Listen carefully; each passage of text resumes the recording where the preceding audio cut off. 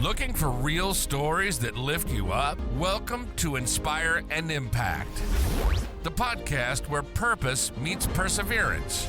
This is where transformation begins and your story continues. Hi, my name is Daniel Rosenstein, the host of Inspire and Impact podcast interviews. Today I have the honor of interviewing Heather Ann Ferri. Heather Ann, thank you so much for coming on the show today. Thank you so much, Daniel. I'm excited to be here. Likewise, I was very excited to interview you, especially after our last conversation. Can you share a little bit about yourself, your background with the audience? Absolutely. Well, I'm from Pittsburgh, Pennsylvania, and part of my journey is my parents met as high school sweethearts, but they also met with both generational trauma. And when they married, and they had me, without having any sort of healing, those wounds were inflicted on me, and we call that childhood abuse. And so part of my story is that my mom shifted mental states when I was 8 years old and began choking me, attacking me, almost losing my life.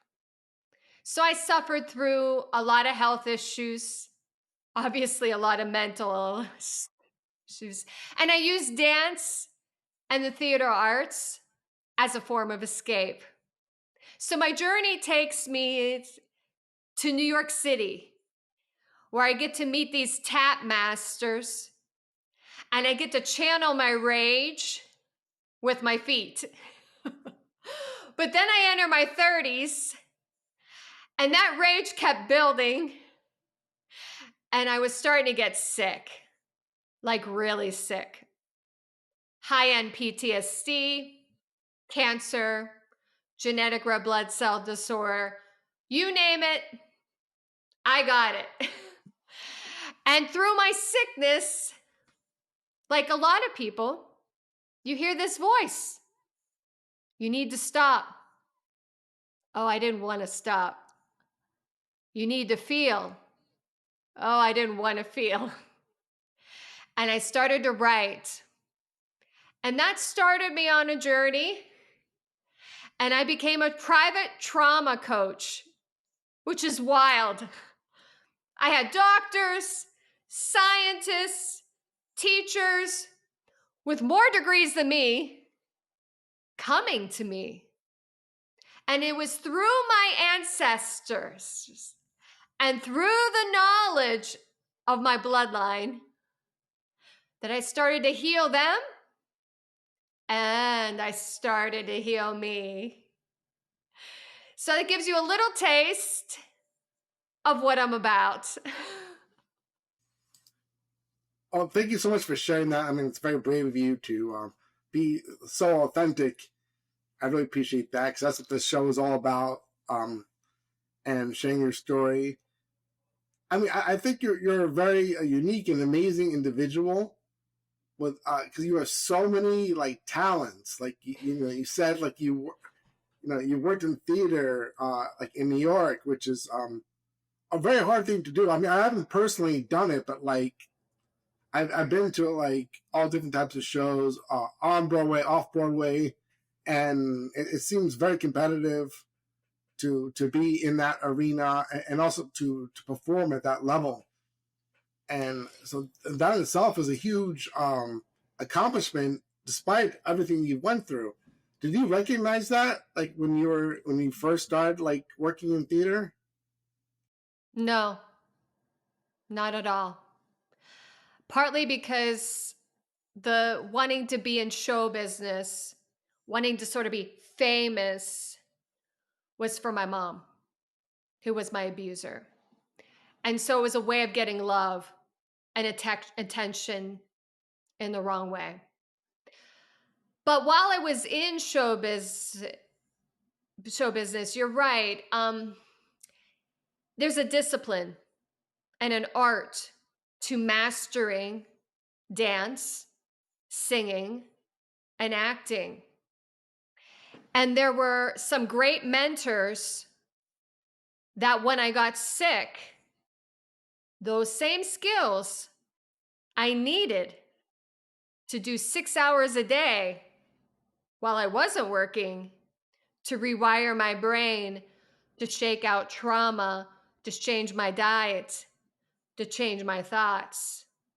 So I can look at my show business career and think, wow, there's a lot of people on the other side I thank every day. Wow, that's really amazing. Was there any, like you said, like, you went through this entire process of, having all this trauma and working your traditional career in theater and in singing, and then eventually becoming a trauma coach. Was there a pivotal moment when, like you said before, like, you weren't listening to your inner voice? Was there like a pivotal moment in your life where you realized you had to shift the way you were doing things? The pivotal moment was when I couldn't walk. I lost my ability on my left leg to use it. And that was generational traumas. And a lot of physical therapists didn't know what to give me. So it was in that moment I was so scared that it made me go inside. And as I went inside and started to learn about involuntary shaking, using medical meditations for PTSD and childhood trauma, I realized I've got to face a lot of stuff that I've been running like as a workaholic to get attention, and sugar addictions to numb everything. And I think the goddess was saying, we're going to stop. And it was an ego death because I was strong, but everything on the inside was dying. And I could only fake it for so long. And I remember walking in the grocery store like I was 100 years old. And I thought to myself, everybody's rushing and everybody's wanting to hit me, and I can't walk faster. I was forced to really go slow. And it was scary. It's interesting to say that because, like, obviously, since like you were living in New York for a time period. I mean, I grew up in New York. I live there anymore, but like when I was there, it was a very fast-paced environment. And now you're talking about slowing it down. I mean, is it possible to slow it down in such a high, fast pace like New York, where people are rushing?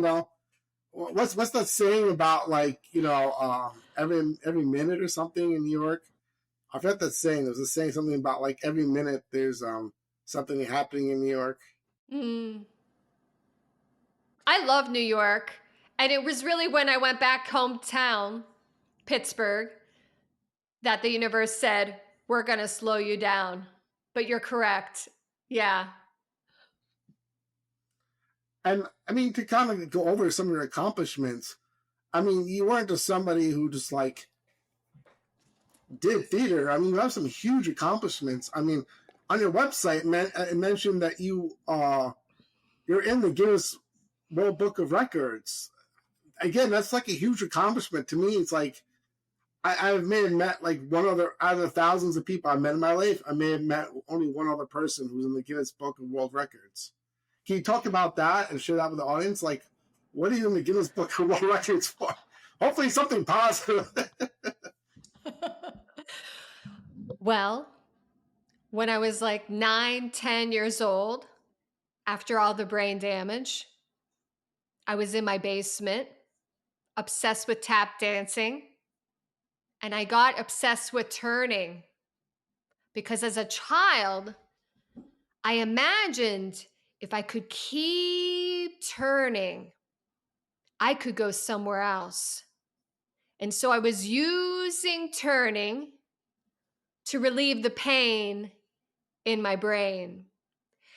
In show business, I was hired as a principal dancer, whether it was in jazz or tap dance. And I would turn like 10, 12, 14 times. And Mikhail Baryshnikov was known for that. And people kept saying, you should create a world record. I mean, it became almost like all the time. And finally, I was like, well, let me ask the New York Foundation for the Arts. Let me connect to the TAP leaders. And they made it happen. So I have a world record turning on one foot with one leg up 16 times. And that's all about balance. It's all about the angelic warrior. And it's all about the possibilities. Now, you got to work with some really famous people like Jimmy Slyde. Can you share with the audience who may not be familiar who he is, and how did he really impact your life? So when I was growing up, we're going to go back to childhood. I didn't watch television much, but my mom was obsessed with soap operas. Every now and then, I'd see these black male tap artists tap dancing. And I was fascinated because they were making music with their feet. There was something soulful that I connected to. I moved to New York City and I live above a jazz club restaurant called Le Cave.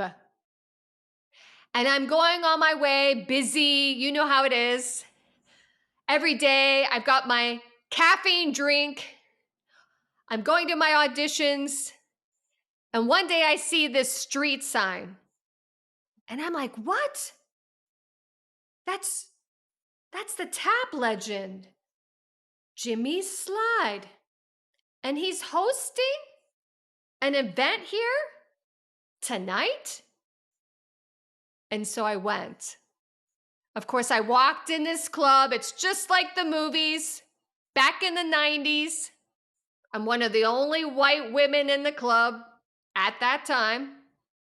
And I hide in the corner. And for hours, I watch him and other great artists tap dance. Now, Jimmy Slyde was a light.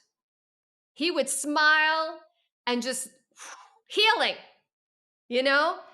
He had so much dignity and grace. Well, at the end of the night, I tried to slip out the back door, but he caught me. He jumped right in front of me. He said, hi. And I was really shy. I said, hi. And he said, are you a tap dancer? And I looked down and then I looked at him and I said, yes. He said, well, I think you should bring your tap shoes next time. And I thought, okay. And I said, it's an honor to meet you. And he said, actually, it's an honor to meet you. And I walked out, went into my apartment, and I cried because he activated something in my soul I didn't know at the time. I had enough common sense to know I didn't have the skills they had. I was from Pittsburgh. So I went to the Lincoln Library, and for the next month, I watched videos of tap masters and studied them, and then tried to work on their vocabulary at home. The next month, I went into the club, had the shoes in my purse, was still hiding, hoping he forgot about me. And then after a few numbers, he looks at me and he says, we have somebody special, somebody new in the house. And he called me up on stage. And I feel my heart right now racing as I tell you this because that changed my life. Just that opened the door. And it wasn't just tapping with professionals and him. Weekly, as I started to get to know them, they were counseling me off stage. They were highly divine spiritual men with great character.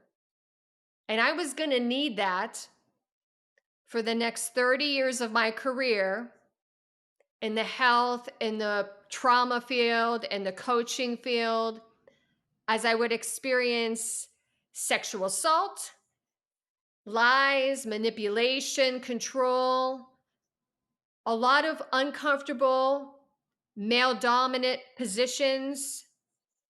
And now that I'm at this position, I go, wow, Jimmy Slyde was a divine leader of masculine leadership, influencing young people in a healthy way, not just about tap dance, but how you hold yourself and how you act in a room.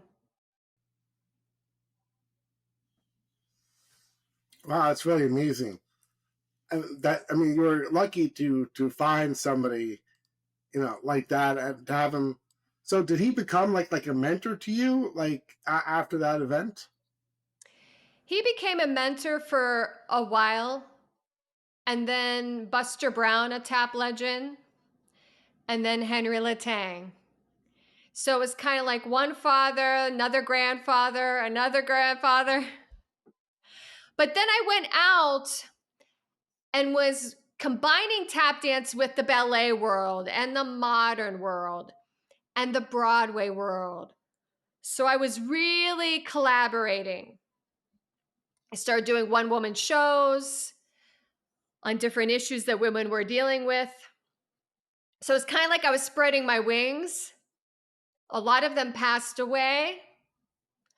But when I moved back to Pittsburgh, started to heal, and started my company, the year I started my company, my maternal grandmother passed away and Jimmy Slyde passed away. No coincidence. They started guiding me from the other side. Wow, that's really amazing. And you do singing as well, right? I mean, you're not just a tap dancer; you also sing. Yes, I used to sing in shows, but the songs never really filled my soul.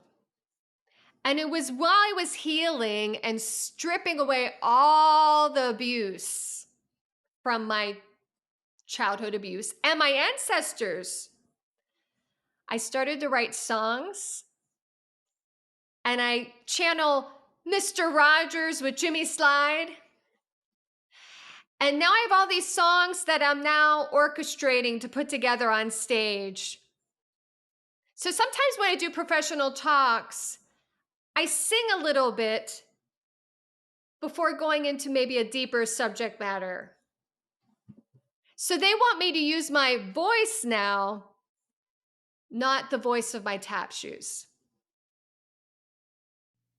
That's really amazing. So, do you heal people like with your voice? Is that almost like a form of like energy healing? Yes. I didn't know I did that though.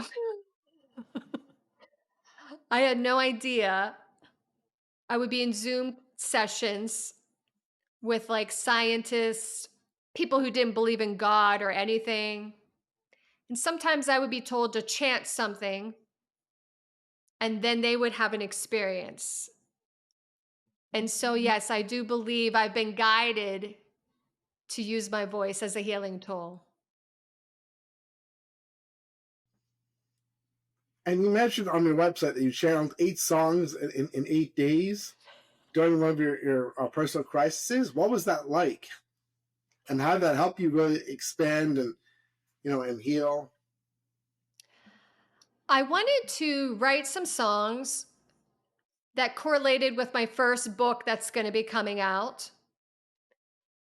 And what happened was, is I took all the healing tools from the theater arts and I started writing, shaking, a lot of crying, and thinking about my maternal grandmother, thinking about Jimmy Slyde, thinking about my father, because when he died is when all this got activated in 2022.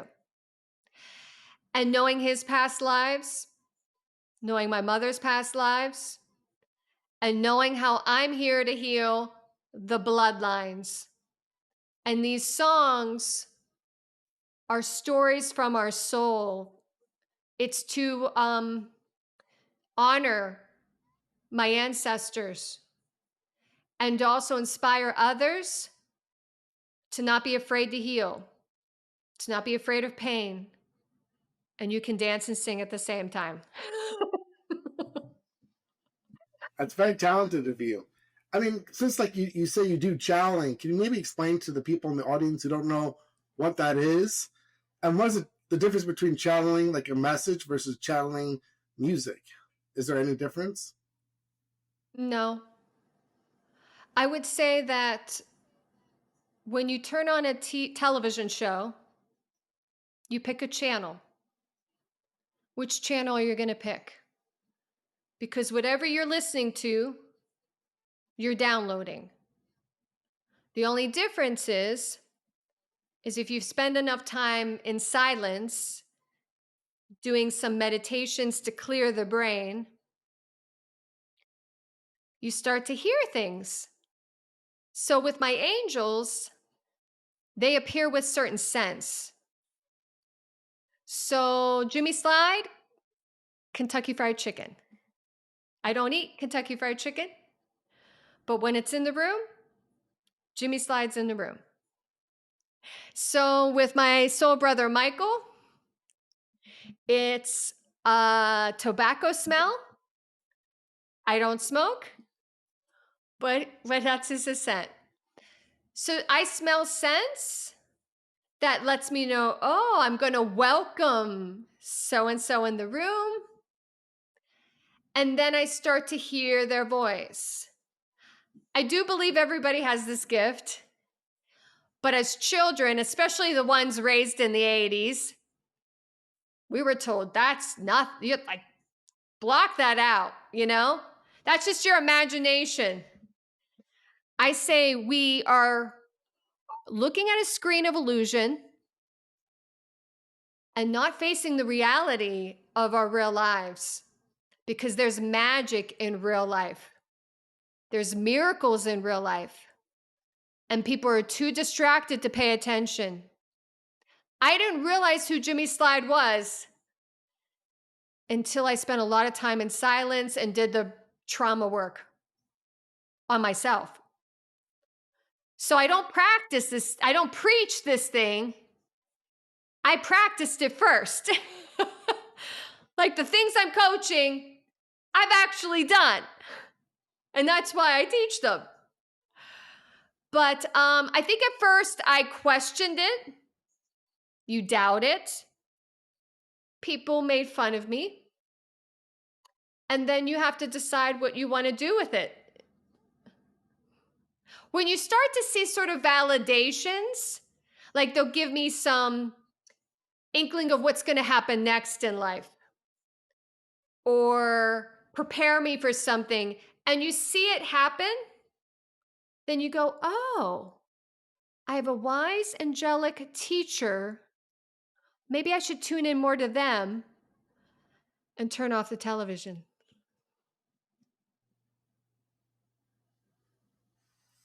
Wow, that's really amazing. So they actually like tell you like sometimes what's going to be happening in your life? Yes. Or sometimes what's going to happen with the weather, people dying. I know ahead of time. Yeah. Yeah. I mean, you mentioned a lot about like the inner child. So how do you like really reparent the inner child? And, you know, using your energy healing and intuition, like what does that look like? So, with the childhood brain protocol, you're using different patterns with your fingers, breath patterns, universal sounds to chant. But then what comes up is the stories that you're repressing. And then either through our coaching together or my book, I give you questions because my mother's story is on the left side and my father's story is on the right side. Masculine, feminine in both of them. So there's a shadow work, spiritual psychology, that a lot of writing as well as, brain rewiring and allowing the body to shake out any fear, any abuse. So I've been actually able to realign my legs, my ankles, my feet structure. And I haven't really heard anybody else talk about that with healing generational abuse. So when people come to me, they're shocked after a little bit because I'm not doing one side science, I'm doing like 8. And it's like a dance. Like not one formula fits all. So what were like some of the first signs that you started to make a connection between the physical health issues with like unhealed trauma? Like, how did you make that connection? Because for some people, when they have a physical ailment or a disease, that's what it is. Like, like they have a problem with their leg, it's just a problem with the leg. They don't think there's anything to do with unhealed trauma. There's a lot of books that I reference that are not very mainstream in mental health. Alice Miller being one. So I do go into this old library, but I think having clients and watching them heal and go, that's not a thyroid issue. That's a I'm not allowed to talk growing up issue. Or that's not a liver issue. I don't know how to release my anger in a healthy manner. So I started to see it, through connection of coaching. I also have to say, and we talked about this privately, that I started drinking a cleaner water. And that allowed me to cry more. It got in my cells. And all my clients crying more. Because you think about it, if you're drinking water that's got pesticides and arsenic and parasites, it's going to block you. And so the water technology was the first thing that kind of unbroke my frozenness. And I saw that with a lot of my clients. I mean, I understand that you had your own health issues and you wanted to heal it yourself, but what made you interested in wanting to heal other people's? Like, why did you become a coach and a healer? That's a great question. I never planned on. I was certified in Kundalini yoga. I was certified in dance, Pilates, Alexander technique, all these different techniques. And I started to see trauma in my classroom more and more. And then a client asked for private instruction. And I slowly fell into, oh no, they need this meditation protocol. They need this, they need that. I never thought I would end up doing what I did.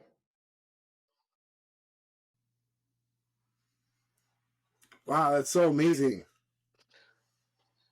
So, I mean, how did you go from that to now doing, like you said, like, more immersive experiences and group programs? I mean, what made you take it into like another level after that? This next level is about bringing the theater arts, bringing ancient sciences with my lineage's stories to platforms, to collaboration, and to new leaderships. So I'll give you like a little example. You saw and you took time to research me that I have a diverse career. I love the senior population. I worked 8 years as a private contractor, once a week in different senior homes for Alzheimer's. There's an actual brain protocol that if you do 40 days, 12 minutes a day, you can slowly reverse memory loss. Now, I utilized all types of protocols to reduce illness, flus, to have anti-aging be graceful. Now that I have my ancestors, they want me to go back into the senior homes. They want me to talk to leadership. They want me to train the staff to have these tools so they can be healthier and share it with the seniors. So both staff and seniors can heal at the same time. And it's a win-win. That we need to delete some funding for toxic things, and we need to come into more ancient sciences that also have PubMed research, but people aren't looking at it. That one small example of how we can use this leadership. And when you think of Alzheimer's, like people think of this, how do you connect those? Well, childhood abuse, you numb it with addictions because you don't want to remember. Well, when I spent time with the seniors, eventually they did remember, but they were able to heal and keep their memory. This is key. Does that make sense? Yeah, totally. I mean, I find this stuff so amazing.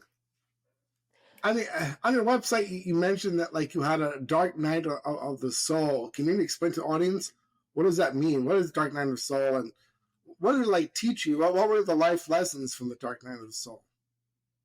That's a spiritual term, meaning I hit rock bottom. But rock bottom isn't just physical. It's not that you lose all your money, you lose all your health, you lose your family, maybe you lose your partner. All of that is because spiritually there's something sick. And if you can see it that way and try to find some tools, all your spiritual self wants to do is be seen and be heard and be valued. And I can definitely say that a lot of people have disrespected me. I had to find love for myself.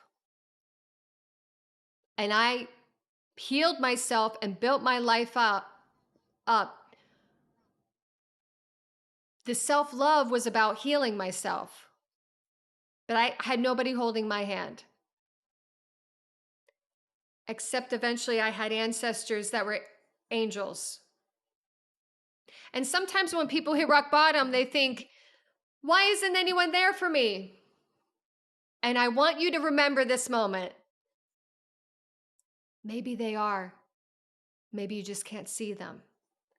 Tune into the angels, your higher conscious ancestor.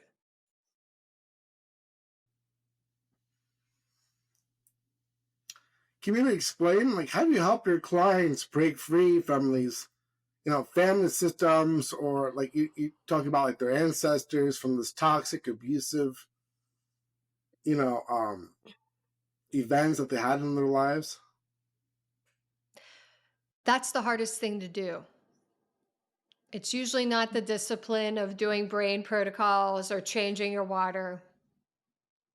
I went back into my family's system a second time, and I don't regret it. because I was able to learn what I rewired, and I was able to see the disease was still there in all of them. They were still going to treat me the same old way. So when my father died and things happened, I had to leave a second time. It's hard to leave what you're familiar with. It's hard to leave because you have wounds. And you think that these people will eventually change, or they'll eventually help you, or they'll eventually see you. But they got to see themselves first. And some of that is the fact that they're not seeing the fact that you were hurt. You know, I think when you go on my website and you see my child's pose, like the children's pictures, you can tell that something happened to me. You know, I mean, it's pretty much there. But a lot of times we're blinded. And the people closest to you can be blinded. And so it takes a lot of grace and strength to walk away. And I walked away without anger. I had anger, but I released it and understood it as a tool. And I walked away with grace. So that it's the hardest thing to have the clients do. And if they don't do it, they usually don't get the results they want. Now, can there be healing when they walk away with other family members? Of course, but they have to take responsibility. They've got to do something. And it's not just about talking, I'm sorry, because we know that that doesn't work. They have to really do shadow work and some sort of rewiring brain. Now, you mentioned a lot about, like, in your stories are rich with symbolism, especially with, like, animals, such like the fox, the donkey, the spider. How do spirit animals, like, guide you?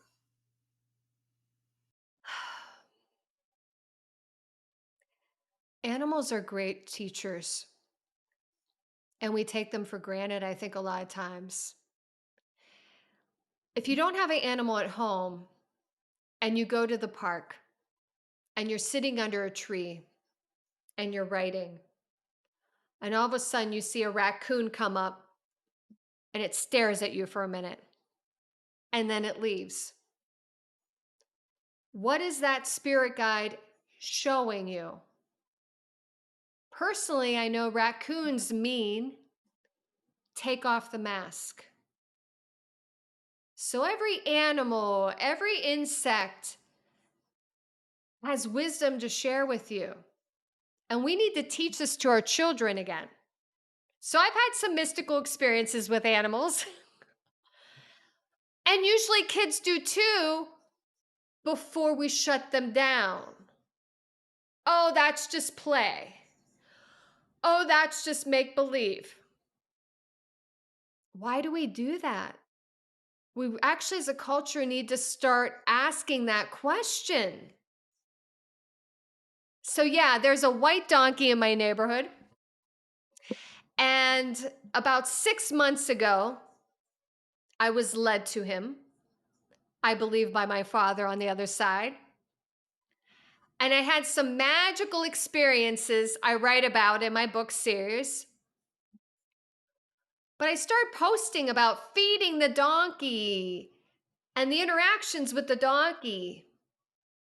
So many people visit that donkey now because we're hungry for something more than robotic, something more than just technology.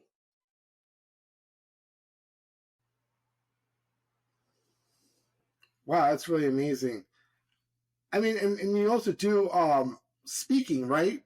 So you're Yes. hearing and speaking. Yes. And so, as I keep saying, like, you're so multi-talented. Like, you're such a rare breed. Most people, they can only do one thing, not even do one thing at all. You do so many things. I mean, when you do like your speaking, how does like storytelling play a role in like your keynote speaking? So I work with the event planner and I try to tailor the stories that are going to meet the audience. But then there's an energy, and I do interactive exercises so that the audience can start to participate in how they can upgrade or heal or expand and see possibilities they never saw before. So even though I have a lot of like traumatic stories, I still try to keep it light because at the end of the day, I am light. So how do you incorporate like on the speaking side? How do you incorporate like these agent sciences and belief systems and meditation into like corporate or in leadership talks? Depending on the event planner, ideally I would love them to have a little notebook and pen because as I'm telling a story, I'm going to guide them into a meditation and we'll do it together. And then I'm going to have them close their eyes and just experience what's happening or write without thinking and judging. So those two tools, experience a meditation with me, I teach it to you. Either sit in silence, which can be very powerful with a large group of people because a lot of downloads, experiences, feelings can come in, but also writing randomly, not being over analytical, so that right at that moment, they may have a haha moment. Like, oh my gosh, I didn't realize this. And so that's why I use my little stories. So there's a technique to it. Does that make sense? Do you find that there's a lot of particular like emotional blocks or belief systems that you see come up a lot that are recurrent themes with a lot of your clients? Yes. A lot of masks that they're unaware of. So there's still some deep denial of self-worth issues. And those issues can run really deep from ancestral bloodline stuff.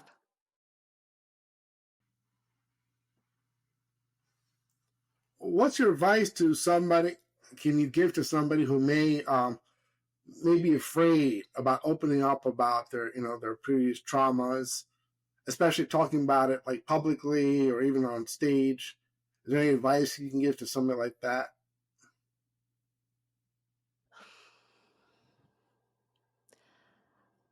I'm just now publicly talking about it.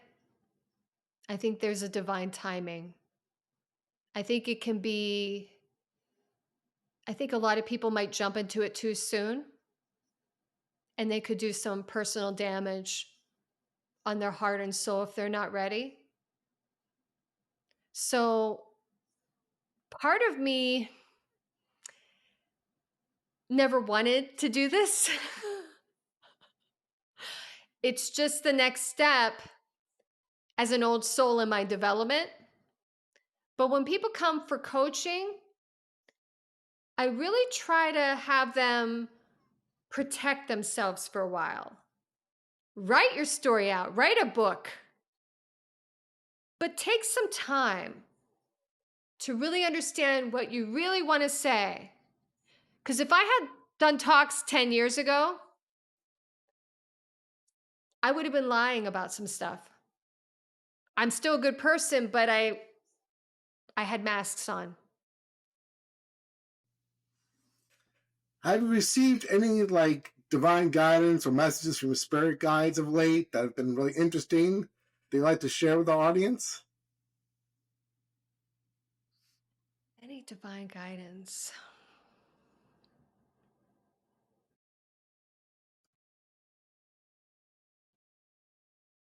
Yes. When I was focusing full time on healing trauma and working with clients and doing workshops, I neglected self love. A lot of times, healers and empaths, practitioners, teachers, nurses, we serve and give and give and give. But it's really important to make sure you're giving to yourself, that you have people that give back to you, that you are self love, and that when you heal yourself fully, you heal generations. So I took my healing seriously. I took time off work several times because it was a requirement, because I believe in reincarnation and I don't want to take this stuff to the next life. So I'm going to get done in this life. So continue the self-love work. That's wonderful. So, I mean, what is your mission for 2025 and beyond? Is there any particular, mission or vision you'd like to share? Personally, my mission is to draw in my counterpartner, romantic love. I believe in the union of the divine masculine and the divine feminine. My other mission is to attract in my soul tribe, to collaborate with business so that we can build businesses that last and have a legacy, and to continue the self-love and spreading the love. So, I mean, if somebody was interested in your healing work or they had questions about, what you do, what are the best ways that they can reach out to you for help? Or if they have questions? Absolutely. Go on to www.heatherannferri.com. Read the pages. Maybe download the first chapter of my book, and then contact me and say, this is what's going on. I'm from so-and-so. I've done this type of healing work. I'm feeling blocked or stuck. Can you assist me? If you're a leader or somebody that wants to hire me in, let's set up a meeting.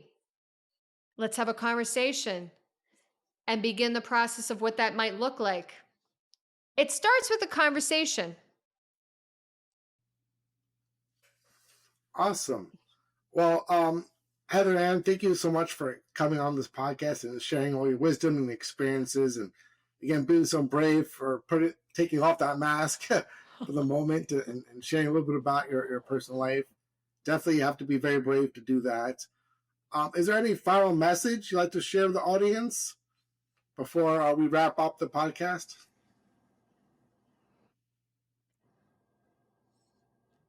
I have a gift for your audience. If they email me at youmatter108@gmail.com and they let us know that they listen to your podcast, I have a 9-minute video. That is the first meditation I learned that helped me to remember, but also have mental clarity, focus, and better sleep. And it's a private link, and I'd be happy to share it with you. Wow, that sounds really amazing. I mean, thank you so much for sharing that with our audience. I really appreciate that.